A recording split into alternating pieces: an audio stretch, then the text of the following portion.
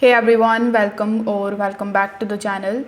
So in today's video, I'm going to show you how to move your Revolut account to a new phone. So it's a very simple and easy thing to do. If you have purchased a new phone and now you want to move your Revolut account into that phone, you need to first of all in your new phone install the Revolut mobile application. So based on the device that you are using, you need to open the Google Play Store or App Store and search for Revolut. Over here you will see the Revolut application, so you need to tap on the install button and install it in your device. Afterwards you need to tap on the open button in order to launch the app, and the interface or the home page of Revolut application will look something like this.